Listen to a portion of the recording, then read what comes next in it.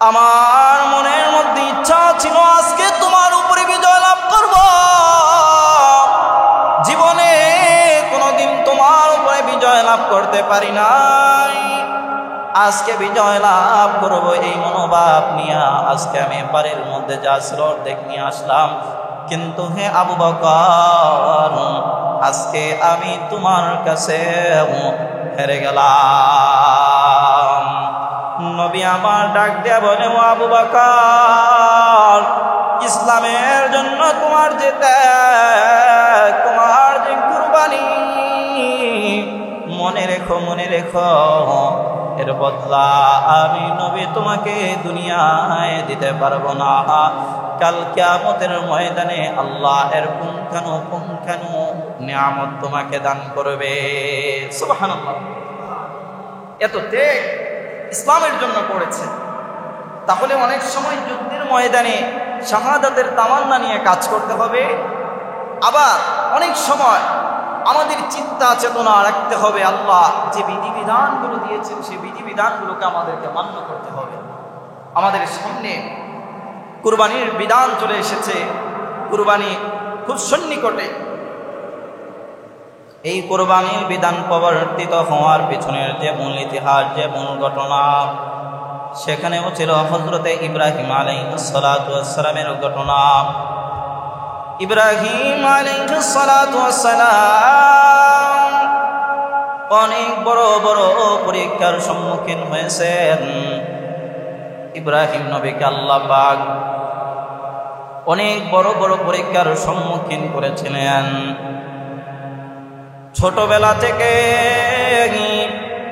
নিজে নিজে কষ্ট করে করে রবের পরিচয় পাইলেন। ইব্রাহিম নবী অগ্নিকুণ্ডের মধ্যেও পরীক্ষা দিলেন।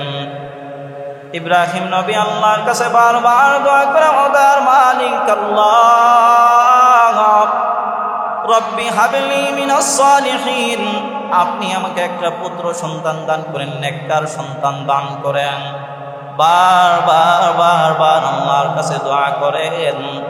হযরতে ইব্রাহিম আলাইহিস সালাতু ওয়াস সালামের বয়স যখন 120 এবং তার স্ত্রীর বয়স যখন 99 পদার্পণ করল, তো আল্লাহ পাক রব্বুল আলামিন ইব্রাহিমকে জানাই দিলেন, ইয়া ইব্রাহিম ফাবাশশারনাহু বিগুলামিন হালিম, হে ইব্রাহিম আমি আল্লাহ তোমাকে নেককার হালিম একটা সন্তান দান করলাম। আল্লাহর পক্ষ থেকে নাম নির্ধারণ করা হলো ইসমাঈল। ইব্রাহিম নবী যদি আল্লাহর কাছে দোয়া করে সন্তানের জন্য, আজকালকে নামদারি অনেক মুসলমানদেরকেও দেখা যায় বাবার কাছে গিয়ে সন্তান চায়, এমন কপাল পোড়া মুসলমান আছে কিনা? বাবা কি সন্তান দেওয়ার মালিক? আওয়াজ করে বলেন না কেন, বাবা সন্তান দিতে পারে? সন্তান দিতে পারে কে? আওয়াজ করে মহব্বতে বলুন, কে? সন্তান দেওয়ার মালিক আল্লাহ। বাবা কিছু দিতে পারে না, বাবার এই ক্ষমতা নাই। বাবা যদি ধনী বানাইতে পারত, দেখবেন মাজারের সামনে অনেক দারোয়ানদেরকে দেখা যায় ভিক্ষুকের বেশে বসে থাকে। যদি বাবাই দিতে পারত তাহলে তারা দারোয়ানি গেটের মধ্যে থাকতে হতো না, ঠিক কিনা? কিসের বাবা দেয়? নবীজি একজন নবী, আল্লাহর পয়গম্বর হযরত ইব্রাহিম, তিনি আল্লাহর কাছে দোয়া করেন, রব্বি হাবলি মিনাস সালিহিন, আল্লাহ নেককার সন্তান দান করুন। এর থেকে আমাদের জন্য শিক্ষা। আলহামদুলিল্লাহ, আলহামদুলিল্লাহিল্লাযী হাদানা লিল ইসলাম, الذي نزل القرآن هدى للناس وبينات من الهدى والفرقان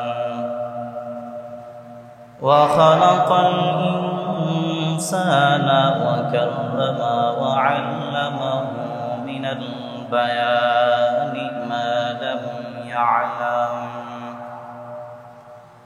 فسبحان الذي لا يحصى امتنانه باللسان ولا بالقلم ونشهد أن سيدنا وسندنا وحبيبنا وحبيب ربنا وطبيبنا وطبيب قلوبنا ومولانا محمدا عبده ورسوله وبعد فأعوذ بالله من الشيطان الرجيم بسم الله الرحمن الرحيم إن صلاتي ونسكي ومحياي ومماتي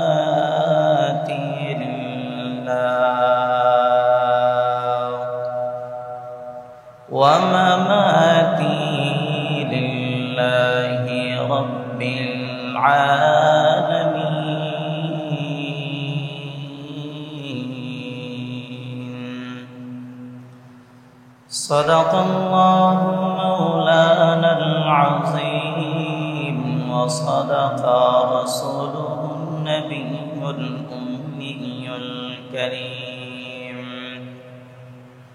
ونحن على ذلك لمن الشاهدين والشاكرين والذاكرين والحمد لله رب العالمين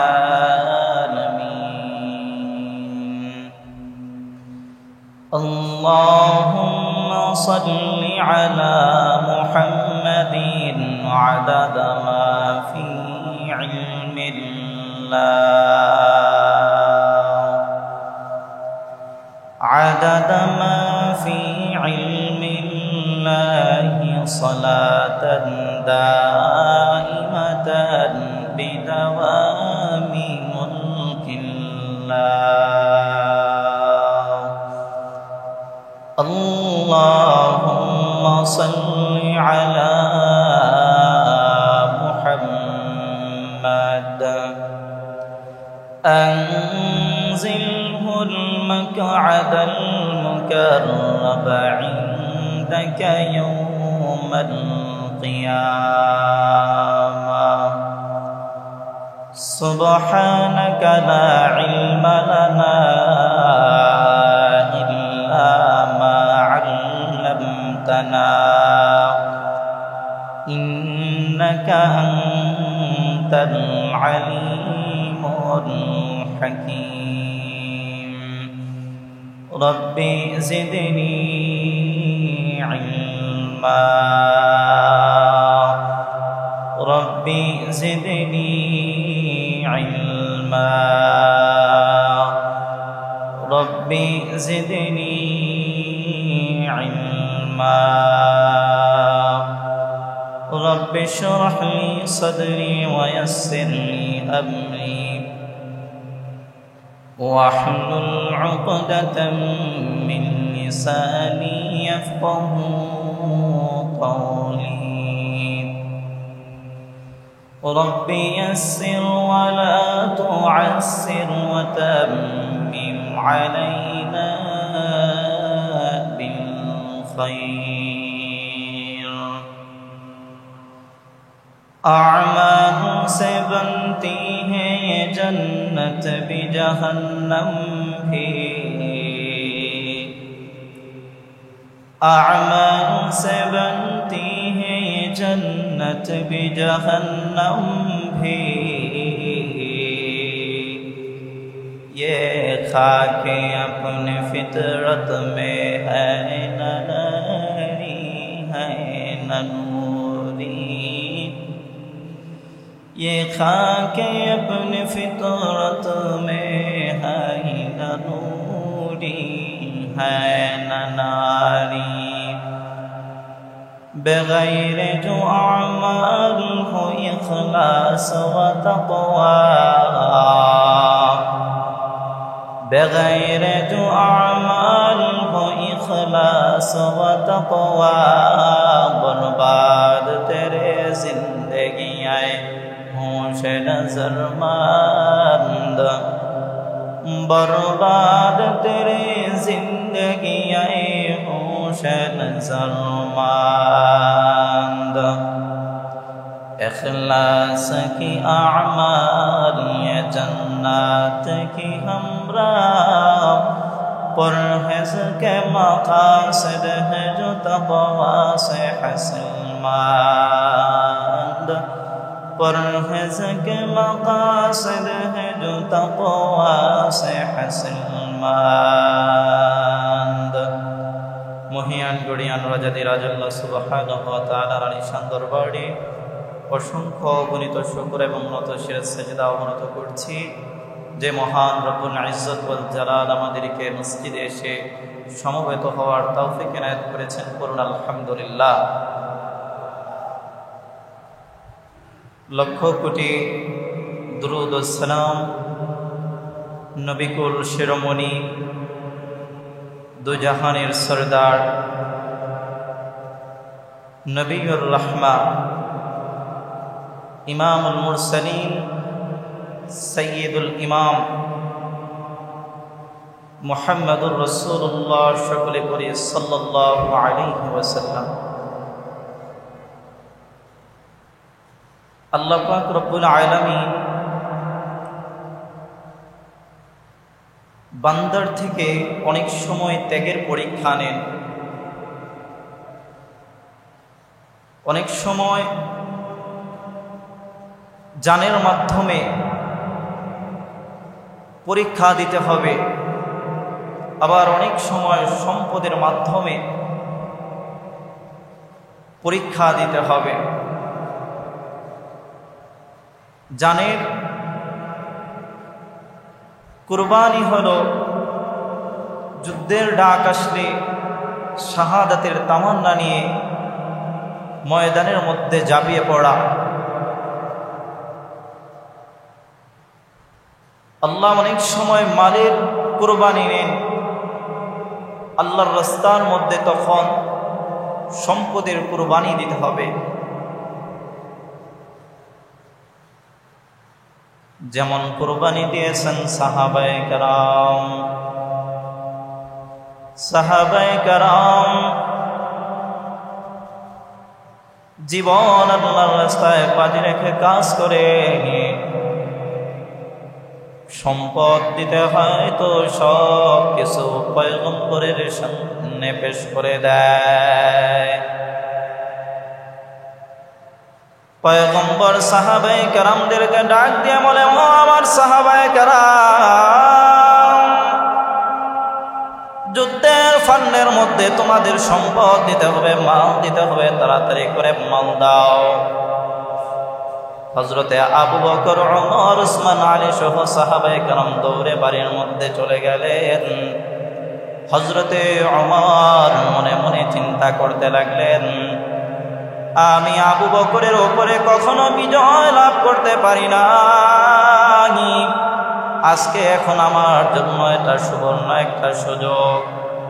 আজকে আমি এমন পরিমাণ সম্পদ যুদ্ধের ফান্ডের মধ্যে দান করব, আবু বকরের উপরে আমি বিজয় লাভ করব।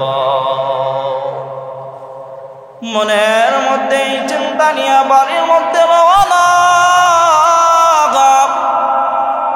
বাড়ির মধ্যে যাওয়ার পর ঘরের মধ্যে যা ছিল এর অর্ধেক আল্লাহর হাবিবের সামনে এনে পেশ করে দিল। প্রত্যেক সাহাবায়ে কেরাম যখন এরকম ভাবে করে করে আল্লাহর হাবিবের সামনে মাল পেশ করলেন, আল্লাহর হাবিব ওসমানকে ডেকে বললেন, ওসমান বলো কি পরিমাণ সম্পদ তুমি আমার সামনে পেশ করেছো? বলে আল্লাহ হাবিব এই পরিমাণে আনলাম। আলীকে প্রশ্ন করা হলো, আলী বলল এই পরিমাণে আনলাম। হযরতে উমরকে প্রশ্ন করা হলো, হে উমর বলো কি পরিমাণ সম্পদ তুমি এনেছো? হযরতে উমর ডাক দিয়ে বলে, আল্লাহর পয়গম্বর, আমার বাড়ির মধ্যে যা ছিল এর অর্ধেক এনে আপনার সামনে পেশ করলাম। মনে মনে চিন্তা, তিনজন সাহাবায়ে কেরামকে আল্লাহর হাবিব প্রশ্ন করলেন, তার মানে আমার সম্পদের তুলনায় তাদের সম্পদ কম, আজকে আমি বিজয় লাভ করব। এই চিন্তা মনের মধ্যে নিয়ে খুশিতে উৎফুল্ল হয়ে গেল। আল্লাহর হাবিব আবু বকরকে ডাক দিয়া বললেন, ও আবু বকর বলো তুমি কি পরিমাণ সম্পদ এনেছো? আবু বকর ডাক দিয়া বলে, ও পয়গম্বর, ঘরের মধ্যে যাওয়ার পর ঘরের মধ্যে যা সম্পদ ছিল সব ঝাড়ু দিয়া দিয়া আমি যুদ্ধের ফান্ডের মধ্যে দান করে দিলাম। ঘরের মধ্যে আল্লাহ এবং তার রাসূলকে রেখে এসেছে। সুবহানাল্লাহ। दुनिया ये सदाकत में तेरा नाम रहेगा, दुनिया ये सदाकत में तेरा नाम रहेगा, सिद्दीक तेरा नाम से इस्लाम रहेगा, सिद्दीक तेरा नाम से इस्लाम रहेगा, दुनिया ये सियासत में तेरा नाम रहेगा, दुनिया ये सियासत में तेरा नाम रहेगा, फारूक तेरा नाम से इस्लाम रहेगा, फारूक तेरा नाम से इस्लाम रहेगा, दुनिया ये शुजाअत में तेरा नाम रहेगा, दुनिया ये शुजाअत में तेरा नाम रहेगा, उस्मान तेरा नाम से इस्लाम रहेगा, उस्मान तेरा नाम से इस्लाम रहेगा। মুহূর্তের মধ্যে হযরতে ওমর মাথা নিচু করলেন, ডাক দিয়ে বললেন, ও ভাই, জীবনে যা কিছুর প্রয়োজন হয় চাইবো কার কাছে? আওয়াজ করে বলেন না, কার কাছে? ইব্রাহিম নবীকে আল্লাহ পাক রব্বুল আলামিন সন্তান দান করলেন। আল্লাহর পক্ষ থেকে নাম নির্ধারণ হয়ে গেল ইসমাঈল। বৃদ্ধ বয়সে সন্তান পাওয়ার পর সন্তানের প্রতি এত মায়া, এত মুহাব্বত, সন্তানের ভালোবাসা, নিজেকে এরকম ভাবে মাতিয়ে নিয়েছেন। আল্লাহ পাক রব্বুল আলামিন আবার পরীক্ষার মধ্যে ফেলাই দিলেন, ও ইব্রাহিম, না না না না, আমি আল্লাহ তোমাকে সন্তান দান করলাম, সন্তান পাইয়া তুমি কি আমি আল্লাহকে ভুলে যাও কিনা? পরীক্ষা দাও, পরীক্ষা দাও, প্র্যাকটিক্যালি পরীক্ষা দিতে হবে। যাও যাও, মক্কার অদূরে তোমার স্ত্রী এবং তোমার সন্তানকে নিয়ে রেখে আসো। নূহ নবীর প্লাবনের কারণে মক্কা ধ্বংস, চতুর্পাশে মরুভূমি আর মরুভূমি। মা হাজরাকে নিয়ে ইব্রাহিম নবী রওনা হয়ে গেলেন মক্কার বস্তির মধ্যে। এবার মা হাজরা এবং সন্তানকে রেখে আসেন। মা হাজরা ডাক দিয়ে বলে, পানের স্বামী আমার, যে পরিমাণ খাবার আছে 2-3 দিন পর্যন্ত হয়তো যাবে, এরপরে তো আর খাবারও নাই, পানিও নাই, আমাদেরকে এখানে এর মধ্যে কেন রেখে যাচ্ছেন? ইব্রাহিম নবী কোনো কথা বলে না, সামনের দিকে যায়।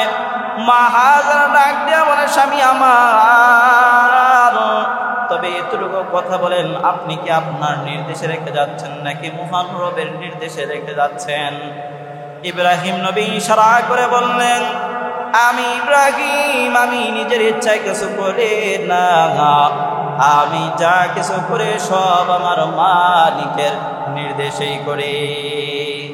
মা হাজেরা ডাক দিয়ে বলে, স্বামী আমার, তাহলে টেনশনের কোনো কারণ নাই, ঘাবড়াবেন না, হতাশ হবেন না, কোনো টেনশন করবেন না, যান যান, আপনি চলে যান, দাওয়াতি মিশন নিয়ে চলে যান, তবে আমাকে দেখতে হবে না। যদি আপনার কখনো সময় হয়, সুযোগ হয়, আপনার আদরের দুলাল কলিজার টুকরা প্রিয় সন্তান ইসমাইলকে মাঝে মধ্যে একটু দেখে যাবেন। এবার হযরতে ইব্রাহিম সামনের দিকে রওনা করেন, বারবার পিছনের দিকে সন্তানের দিকে তাকায়। আল্লাহ পাক জানাই দিলেন, ও ইব্রাহিম, আর পিছনে তাকানো যাবে না, যাও যাও, তাড়াতাড়ি সামনের দিকে চলো। ইব্রাহিম নবী চলে গেলেন ওই দিক দিয়ে। মা হাজেরা, দিন যায় রাত যায়, এক পর্যায়ে খাবার শেষ হয়ে গেল। ইসমাইলের জন্য মা বেকরার, পাগল পারা। ইসমাইলের খাবার নাই, মায়ের বুকের দুধও শেষ হয়ে গেল। এক পর্যায়ে মা ইসমাইলের কান্নাকে সহ্য করতে না পারিয়া নিজের জিহ্বাটাকে সন্তানের জিহ্বার মধ্যে লাগাই দিলেন, মুখের মধ্যে লাগাই দিলেন। এক পর্যায়ে লালাও শুকায় গেল। ওই দিক দিয়ে ইসমাইলের কান্না, মা সন্তানের দুঃখ, যাতনা, বেদনা কখনো সহ্য করতে পারে না। মা তো সব সময় সন্তানের জন্য নিবেদিত প্রাণ, নিজে না খেয়ে সন্তানকে খাওয়ায়, বলে আমি কষ্টে থাকবো, কোনো দুঃখ নাই, কিন্তু আমার সন্তানের দুঃখ, যাতনা, কষ্টের কথা আমি কখনো সহ্য করতে পারবো না। তাকায় দেখেন মাদের দিকে। সন্তান যখন গর্ভের মধ্যে চলে আসে, 10 মাস 11 মাস পর্যন্ত মা কষ্ট করে। মা সন্তানের জন্য কেমন কষ্ট, এমন ত্যাগ স্বীকার করতে হয়। সন্তান যখন গর্ভের মধ্যে চলে আসে, মা ঠিক মতো খেতে পারে না, মা ঠিক মতো ঘুমাতে পারে না। সন্তান যখন নড়াচড়া করে, তো মায়ের কলিজার মধ্যে আঘাত লেগে যায়। ঠিক মতো বসতে পারে না, দাঁড়াতে পারে না, ঘুমাতে পারে না। সন্তান যখন দুনিয়ার জমিনের মধ্যে আসে, মা প্রসব বেদনা, এত কষ্ট, এত কষ্টটা মা হাসি মুখে আলিঙ্গন করে নেয়।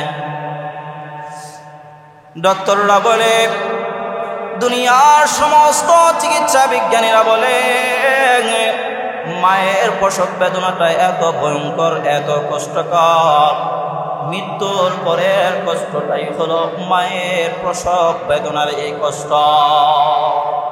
এত কষ্ট, এত ত্যাগ স্বীকার করে মা। মারা কেমন, মা সন্তানের জন্য বড় পাগল পারা। সন্তান প্রবাসের মাটিতে পাড়ি জমায়, মা ঠিক মতো খাবার খেতে পারে না, ঠিক মতো মা ঘুমায় না। স্বামী বেচারা বারবার ডেকে ডেকে বলে, এত গভীর রজনী হয়ে গেল, ঠিক মতো খাও না, ঘুমাও না, কারণটা কি বলো? বলে, আমার পরিজার টুকরা আদরের দুলাল, আমার সন্তান প্রবাসের মাটিতে আছে। যে সন্তানকে আমি খাবার বীর সামনে পেশ করা আগ পর্যন্ত কখনো খাবার খায় না, আমার ওই সন্তান কি হালতে আছে, আজকে টাকার জন্য অভাবের কারণে আমাদের সন্তানকে প্রবাসের মাটিতে পাঠাইলাম, কি হালতে আছে জানা নাই। মা প্রতিনিয়ত সব সময় সন্তানের জন্য এমন নিবেদিত প্রাণ হয়ে যায়। প্রবাসের মাটিতে যারা থাকে তারাই জানে মায়ের দুঃখ যাতনা বেদনা, মায়ের ভালোবাসাটা একমাত্র প্রবাসের মাটিতে যাওয়ার পরে বুঝতে পারে।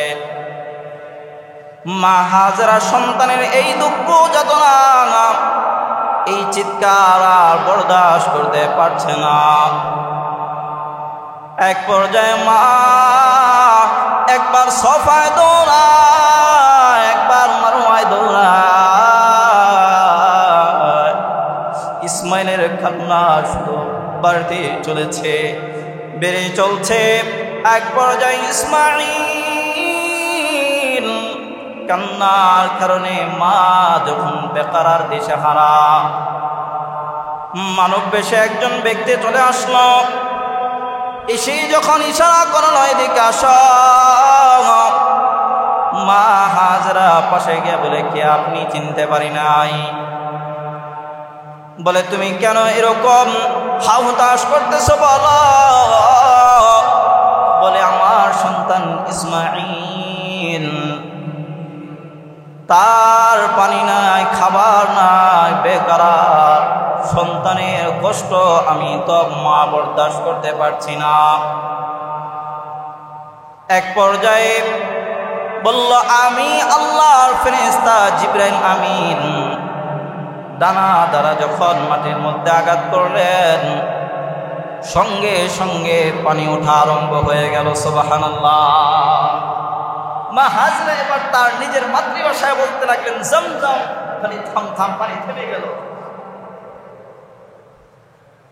দুনিয়ার সমস্ত মানুষ, সমস্ত বিজ্ঞানীরা বলে এই পানিটা এত বিশুদ্ধ পানি, দুনিয়ার জমিনের মধ্যে এই জমজম পানির মতো বিশুদ্ধ পানি আর কোথাও নাই। বান্দা, তুমি এই জমজমের পানি তারায়া পান করো। বলে, এই পানিটা পান করলে 1 নম্বর তোমার পিপাসা নিবারণ হয়ে যাবে, 2 নম্বর তোমার ক্ষুধা পর্যন্ত নিবারণ হয়ে যাবে, 3 নম্বর যদি কোনো আশা নিয়ে এই পানিকে তুমি দাঁড়িয়ে পশ্চিম দিকে পান করো তো আল্লাহ তাআলা তোমার মনের আশাকে পূরণ করে নেবেন। শুধু তাই নয়, বলে এই জমজমের পানিটা রোগের শিফা। চিৎকার দিয়ে বলুন সুবহানাল্লাহ, আওয়াজ করে জবান করে বলুন সুবহানাল্লাহ। মা হাজরা পানি পেয়ে গেলেন।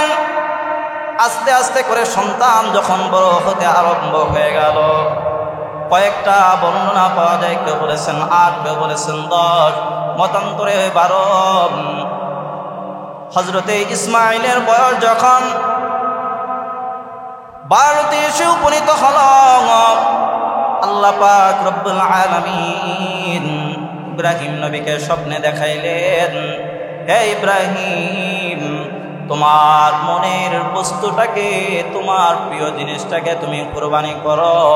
পর যখন 2 বার স্বপ্ন দেখলেন, ইব্রাহিম নবী ভাবতে লাগলেন, দুনিয়াতে আমার সন্তানের চাইতে আপনার কেউ নাই। এবার মা হাজরার কাছে গিয়ে বলে, আমার সন্তানকে সাজায় দাও, দেরি করা যাবে না, দাওয়াতের মধ্যে যাব, তাড়াতাড়ি করে সাজিয়ে দাও। মা হাজরা ভাবতে লাগলেন, দুনিয়ার কোনো বাচ্চা বোধহয় দাওয়াত করেছে, সন্তানকে নিয়ে যাবে। সাজায় দিলেন, সন্তানকে নতুন কাপড় পরিধান করায় দিলেন। ইব্রাহিম নবী সন্তানকে নিয়ে রওনা হয়ে গেলেন। মাঝপথে সন্তানকে ডাক দিয়ে বলেন, ও সন্তান আমার, আল্লাহ পাক নির্দেশ করেছেন তোমাকে জবাই করার জন্য, তুমি তোমার রায় বর্ণনা করো, তুমি কি চাও বলো, তুমি এতে রাজি কিনা। এক পর্যায়ে ইসমাইল ডাক দিয়ে বলে, ও প্রিয় বাবা আমার, আল্লাহ আপনাকে যা নির্দেশ করেছেন আপনি তাই করুন, তবে ভালো করে শুনে নেন, অবশ্যই অবশ্যই আপনি আমাকে ধৈর্যশীলদের অন্তর্ভুক্ত পাবেন। চিৎকার দিয়ে বলুন আল্লাহু আকবার। কেমন বাবা, কেমন সন্তান! সন্তানকে জবাইয়ের কথা বলেছে, সন্তান বলে বাবা নির্দ্বিধায় আপনি আমাকে জবাই করতে পারেন, তবে আপনি অবশ্যই আমাকে ধৈর্যশীলদের অন্তর্ভুক্ত করবেন। ইব্রাহিম নবী আবার সন্তানকে সহায় দিলেন। ইসমাইল ডাক দিয়ে বলে, বাবা মান, এই কথাটা যদি আপনি আমাকে বাড়ির মধ্যে একটু বলে আসতেন, আমি আমার মায়ের কাছে চির বিদায় নিয়ে চলে আসতাম। কারণ আপনি যখন ছিলেন না, দিন যায় রাত যায়, খাবার নাই, কষ্ট করে করে করে করে আমার মা আমার জন্য এত ত্যাগ স্বীকার করেছেন। তবে বাবা কোনো দুঃখ নাই, বাড়িতে গিয়ে আমার পক্ষ থেকে আপনি একটু সালাম জানাই দিয়ে আসবেন, আমার মাকে আমার পক্ষ থেকে সালাম জানাবেন। ইব্রাহিম নবী এবার শোয়াই দিলেন সন্তানকে। সন্তানকে শোয়ানোর পর এবার সন্তানের গলার মধ্যে ছুরি চালাতে আরম্ভ করলো, কিন্তু না না না, সন্তানের একটা পশম পর্যন্ত কাটে না। আল্লাহ পাক রব্বুল আলামিন ছুরিকে জানায় দিলেন, আমার ইব্রাহিমের জন্য যেন একটা বিন্দু পরিমাণ পশম না কাটে। ওই দিক দিয়ে ইব্রাহিম নবী ছুরি চালাচ্ছে, কিন্তু না, সন্তানের পশম পর্যন্ত কাটে না। নিরুপায় হইয়া ছুরিটাকে পাথরের উপরে আঘাত করলেন, ছুরি মারলেন, পাথর দুই খণ্ড হয়ে গেল। আল্লাহ পাক রব্বুল আলামিন জিবরিল আমিনকে ডাক দিয়ে বললেন, ও জিবরাইল যাও, এবার কিন্তু আমার ইব্রাহিম আর তার সন্তানকে ছাড়বে না। যাও যাও, আসমান থেকে একটা দুম্বা নিয়ে ইসমাইলের পরিবর্তে দুম্বাটাকে নিচে শোয়া দাও।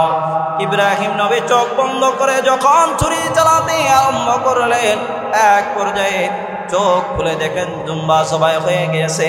আল্লাহ পাক রব্বুল আলামিন হযরতে ইব্রাহিম আলাইহিস সালাতু ওয়াস সালামকে জানায় দিলেন, قد صدقت الرؤيا إنا كذلك نجزي المحسنين। হে ইব্রাহিম, আর তোমার সন্তানকে জবাই করতে হবে না, তুমি তোমার স্বপ্নকে বাস্তবে পরিণত করেছো। আল্লাহ পাক সঙ্গে সঙ্গে জানায় দিলেন, লা ইয়ানালাল্লাহু লুহুমুহা ওয়ালা দিমাউহা ওয়ালাকিন ইয়ানালুহুত তাকওয়া মিনকুম। হে বান্দা, এই কুরবানি যে করবা, এই কুরবানির রক্ত মাংস গোশত আমি আল্লাহর কাছে কিছু পৌঁছে না। আমি আল্লাহর কাছে পৌঁছে একমাত্র তোমাদের অন্তরের তাকওয়া।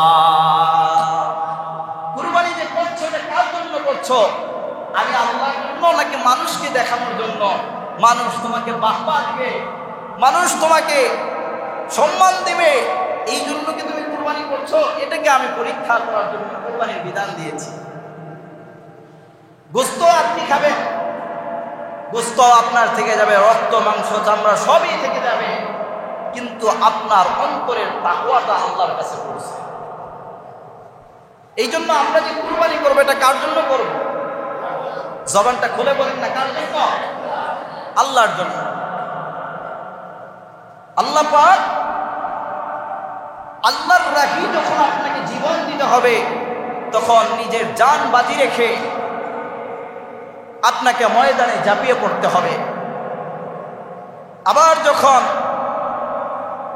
মালের কুরবানি দিতে হবে, তো খালেস নিয়তে যে সম্পদ আছে আল্লাহর রাহে, সেটাকে ন্যস্ত করে দিতে হবে।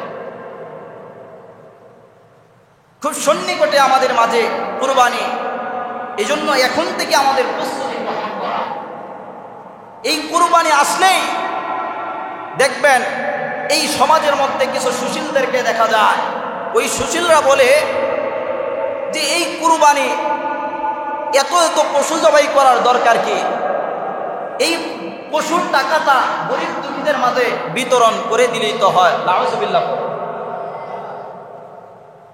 পশু জবাইয়ের করা নির্দেশটা দিয়েছেন কে? একটা জবানও বন্ধ রাখবেন না, বলুন কে? আল্লাহ পাক রব্বুল আলামিন নির্দেশের উপরে যদি কোনো জালেম, যদি কোনো কুলাঙ্গার এই কথা বলে, মনে রাখতে হবে তাদের ব্যাপারে আমাদের লড়াই চলবে। এত বড় অধিকার আল্লাহর দুনিয়ার জমিনের মধ্যে থেকে কোনো জালেম, কোনো কুলাঙ্গারের হতে পারে না। কুরবানির বিধান দিয়েছেন আল্লাহ। এই শয়তান, এই জালেমদেরকে দেখবেন যখন জাকাতের বিধানটা আসে, জাকাতের সময় আসে, তখন কিন্তু তারা এটাকে পুঙ্খানুপুঙ্খানুভাবে হিসাব করে দেয় না।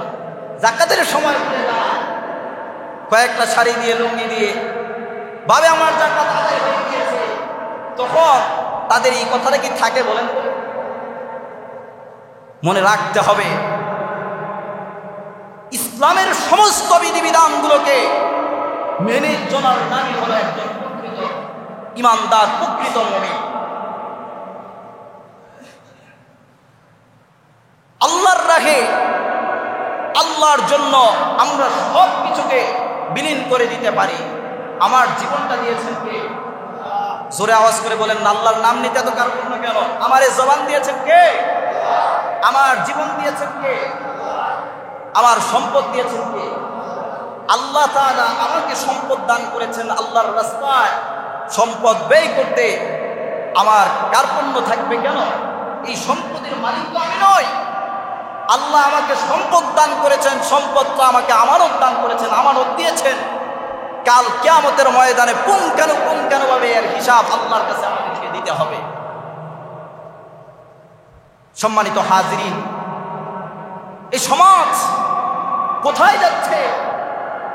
কোথায় আমরা কি উপনীত হচ্ছি? দিন যত যাচ্ছে ততই অন্যায়, অবিচার, জুলুম, অত্যাচার কমছে নাকি বাড়ছে? আরে আওয়াজ করে বলেন না, কমছে নাকি বাড়ছে? এই যে অন্যায়, অবিচার কেন হচ্ছে, একটা বারো কি আমরা চিন্তা করেছি? আজ সমাজের মধ্যে দিন নাই, ইসলাম নাই, এই যে এত অন্যায়, অবিচার হচ্ছে, আমরা কেমন মুসলমান? অনেক সময় আমাদের সামনে কেউ অপরাধ করেছে, অন্যায় করেছে, ইসলাম বিরোধী কাজ করেছে, তো আমরা এর প্রতিবাদটুকু করতে পারি না। মুসলমান নাই, নিজেকে মুসলমান দাবি করেন, আবার অন্যায়ের প্রতিবাদ করতে পারবেন না। মনে রাখতে হবে ইমানের মধ্যে আপনার দুর্বলতা রয়েছে। এই যে এত কিছু হচ্ছে, খুন, রাহাজানি, অন্যায়, অবিচার, এর নেপথ্যে কি আছে? আমরা কিয়ামতের দিকে অগ্রসর হচ্ছি। কিয়ামত যেন এখন আমাদেরকে হাতছানি দিয়ে রাখছে। সাম্প্রতিক বাংলাদেশের দিকে আপনি তাকায় দেখেন, এই যে মিছিল, মিটিং দিন দিন বাড়ছে নাকি কমছে? কয়েকদিনের এই রোজার আগে প্রায় 3টা নাকি 4টা জুমা আমি পড়াতে পারি না, আমার টাঙ্গাইল প্রোগ্রাম ছিল। তখন এই সাভারের পথটা দিয়ে আমি যতবার গিয়েছি, প্রায় আধা ঘন্টা, 1 ঘন্টা পর্যন্ত আমাকে হেঁটে যেতে হয়েছে। যতবার গিয়েছি ততবারই জ্যাম। কেন? একটা যে গাড়ি চলবে এই প্রসেসটুকু পর্যন্ত নাই। কিছু হলে এই যে আন্দোলন নিয়ে আমরা রাস্তার মধ্যে বের হয়ে যাই। কেন? এই যে দেখেন আমাদের বর্তমান প্রধান উপদেষ্টা, তিনি গতকালকে ঘোষণা দিয়েছেন যে তিনি পদত্যাগ করবেন। এই অবস্থায় কাজ করার পরিবেশ নাই। একটা মানুষ কতটুকু দুঃখ বেদনা নিলে এই কথা বলতে পারে? এই যে হচ্ছে, এই দেশটা তো আপনার আমার সকলের। এই দেশের প্রতি মায়া, ভালোবাসা আপনার আমার আছে কি নাই? আওয়াজ করে বলেন আছে কি নাই? তাহলে আমরা যেহেতু উপদেষ্টা মন্ডলীরা বসেছে তাদেরকে সময় দেওয়া উচিত কিনা বলেন? এই যে অন্যায় অবিচার, চোখের সামনে অন্যায় হচ্ছে, অবিচার হচ্ছে, মানুষ ক্ষমতার জন্য আজ কত কিছু করছে, ক্ষমতার জন্য মানুষের প্রতি মানুষ জুলুম করে বসছে। এই ক্ষমতা দেওয়ার মালিককে বলুন, জবান করে বলুন, ক্ষমতা দেওয়ার মালিককে, ক্ষমতা ছিনিয়ে নেওয়ার মালিককে। কুলিল্লাহুম্মা মালিকাল মুলক, আল্লাহ বলেন আমি যাকে চাই তাকে রাজত্ব দান করি। রাজত্ব পাওয়ার পরে যখন এই রাজত্বের সদ্ব্যবহার করতে না পারবে তখন আমি আল্লাহ পাক এই রাজত্বকে আবার ছিনিয়ে নিই। ওয়া তুইজ্জু মান তাশা, আমি আল্লাহ যাকে চাই তাকে আমি আল্লাহ তাআলা সম্মান দান করি। কিন্তু সম্মান পাওয়ার পর সম্মানের মর্যাদাকে যে বজায় রাখতে পারে না, ওয়া তুযিল্লু মান তাশা, আমি আল্লাহ তাআলা তার থেকে সম্মানকে কেড়ে নিই। এই ক্ষমতা কার? আওয়াজ করে মহব্বতে বলুন কার? বড় বড় জালেমদেরকে আল্লাহ পাক রব্বুল আলামিন ধ্বংস করে দিয়েছেন।